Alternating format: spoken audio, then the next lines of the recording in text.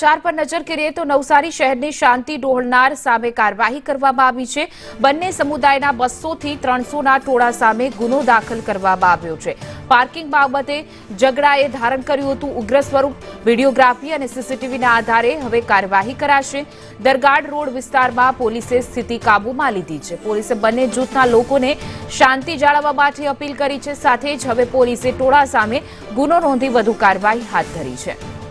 વધુ વિગતો સાથે મારા સંવાદદાતા રાજન રાજપૂત જોડાઈ ગયા છે। જે રાજન, આ હોબાળો થયો ત્યારબાદ હવે પોલીસે કાર્યવાહી કરી છે, શું છે અપડેટ?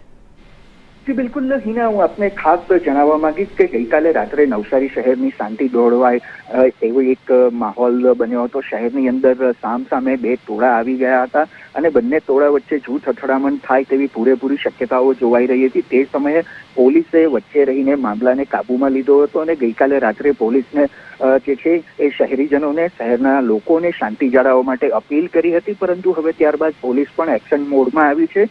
પોલીસે બંને ટોળાના 200 થી 300 લોકોની સામે ગુનો નોંધી આગળની કાર્યવાહી હાથ ધરી છે। પોલીસ જે આગળની કાર્યવાહી હાથ ધરી રહી છે તેની અંદર પોલીસ દ્વારા જે વિડીયોગ્રાફી કરવામાં આવી હતી, સાથે જ શહેરની અંદર લાગેલા જે સીસીટીવી કેમેરા છે તેના ફૂટેજ લઈને પોલીસ દ્વારા ટોળા સામે કાર્યવાહી હાથ ધરવામાં આવશે અને શહેરની અંદર હાલ કોઈ માહોલ ન ગરમાય અને મામલો બીચકે નહીં અને શહેરની શાંતિ જળવાયેલી રહે તે માટે પૂરતો પોલીસ બંદોબસ્ત ગોઠવવામાં આવ્યો છે અને આગળની કાર્યવાહી પોલીસ હાથ ધરી રહી છે। જી રાજન, સમગ્ર માહિતી બદલ આપનો આભાર।